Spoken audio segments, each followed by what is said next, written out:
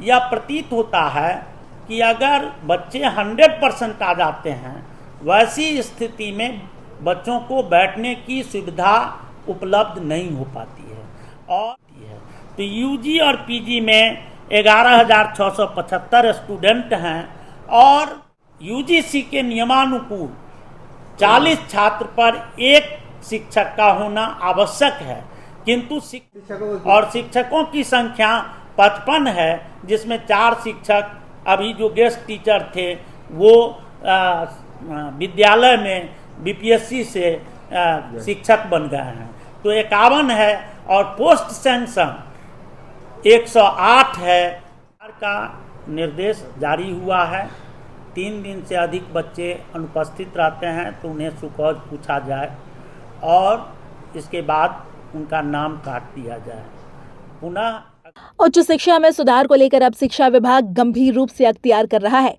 बच्चों की उपस्थिति सुनिश्चित करने के लिए उच्च शिक्षा निदेशक डॉक्टर रेखा कुमारी के द्वारा कई तरह के दिशा निर्देश जारी किए गए हैं।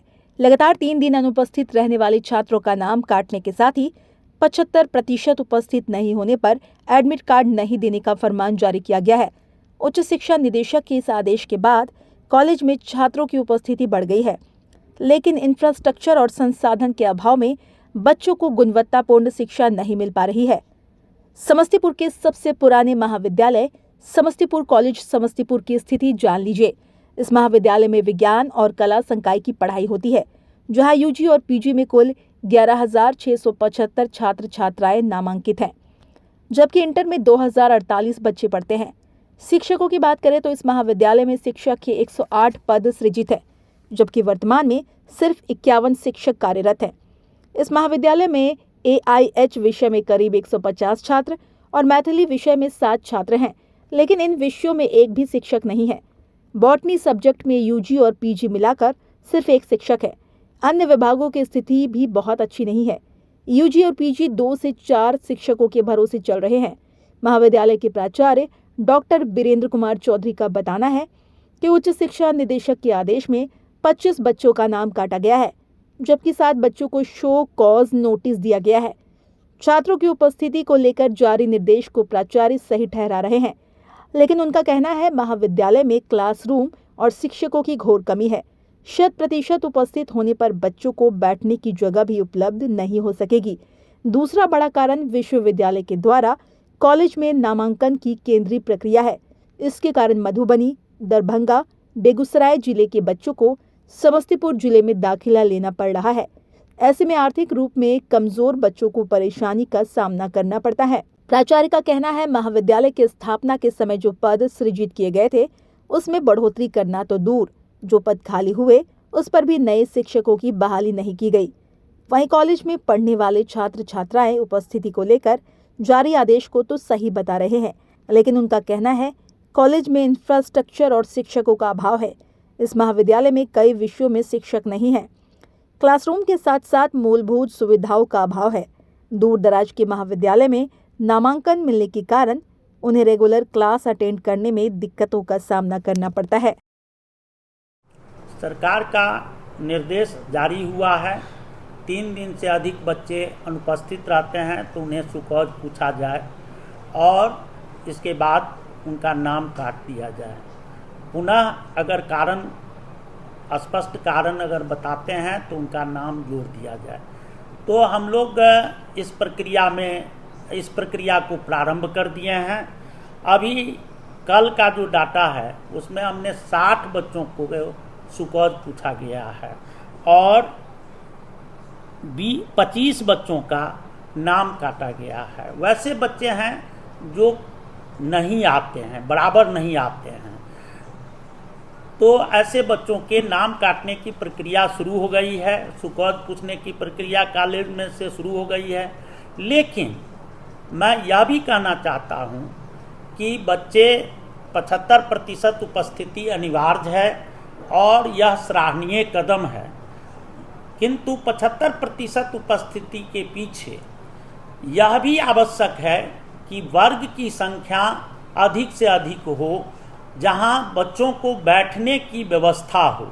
और इस दृष्टिकोण से सोचने पर और देखने पर यह प्रतीत होता है कि अगर बच्चे 100% आ जाते हैं, वैसी स्थिति में बच्चों को बैठने की सुविधा उपलब्ध नहीं हो पाती है।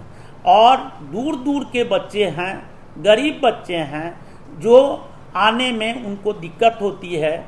एक तो नामांकन की प्रक्रिया जो है वह केंद्रीय प्रक्रिया विश्वविद्यालय से निर्धारित है। मधुबनी के छात्र का एडमिशन समस्तीपुर कॉलेज में होता है, बेगूसराय के स्टूडेंट का एडमिशन समस्तीपुर कॉलेज में होता है, समस्तीपुर कॉलेज समस्तीपुर एरिया के क्षेत्र के छात्र का एडमिशन मधुबनी हो जाता है, दरभंगा होता है। तो इस तरह से भी वो माने अनुपस्थिति में, यह भी उपस्थिति में बाधक है।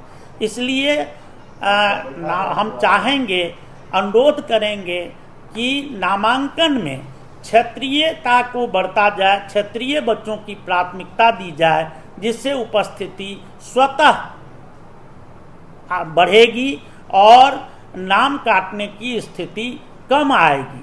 नाम काटना अच्छी बात है, किंतु अगर वह स्पष्टीकरण संतोषजनक देता है तो उसका नाम पुनः जोड़ दिया जाता है। कॉलेज में कितने छात्र हैं और शिक्षक कितने हैं? अभी जो 11,675 यूजी और पीजी में छात्र हैं, इंटर मिलाने के बाद 13-14 हजार स्टूडेंट हो जाता है। तो अभी गणना जो है, सरकार जो गणना करती है, सरकार यहाँ इंटर की पढ़ाई भी करवाती है, किंतु गणना यूजी और पीजी की ही होती है। तो यूजी और पीजी में 11,675 स्टूडेंट हैं, और ये जो स्टूडेंट हैं ये आते हैं, जिसमें जो आने की प्रक्रिया है, आते हैं, वर्ग में उपस्थित होते हैं। ऐसा वर्ग भी है जिसमें खड़े होकर के सुनते हैं, खड़े होकर के पढ़ते हैं। और शिक्षकों की संख्या 55 है, जिसमें 4 शिक्षक अभी जो गेस्ट टीचर थे वो विद्यालय में बीपीएससी से शिक्षक बन गए हैं। तो 51 है, और पोस्ट सेंक्शन 108 है, किंतु 108 में अभी 51 टीचर मात्र हैं, और इसी में छुट्टी में भी शिक्षक रहते हैं, और इसी में पढ़ाना भी पड़ता है। और बॉटनी में तो मात्र एक ही टीचर है जो इंटर से लेकर पीजी तक पढ़ाते हैं।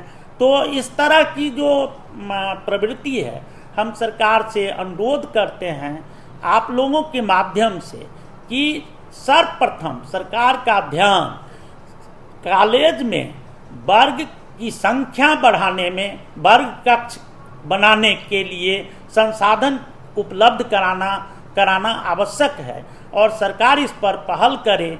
इसके बाद स्वतः जो है सो शिक्षा में सुधार हो जाएगा, गुणात्मक सुधार हो जाएगा। और इन्हीं शब्दों के साथ पोस्ट सेंक्शन जो है कब हुआ था? ये पोस्ट सेंक्शन समझिए 80 से पहले का है, 80 से पहले। और आज 80 से पहले 108 पोस्ट सेंक्शन हुआ इस कॉलेज में, लेकिन आज छात्रों की संख्या कई गुना बढ़ गई है। यूजीसी के नियमानुकूल 40 छात्र पर एक शिक्षक का होना आवश्यक है, किंतु शिक्षक का पद सृजन नहीं हो पाता है, और उस पर भी सरकार को ध्यान देना चाहिए कि शिक्षक का पद सृजन होना चाहिए छात्रों के अनुपात में यूजीसी के नियमानुसार, तभी जाकर के हम गुणवत्तापूर्ण शिक्षा प्रदान कर सकते हैं।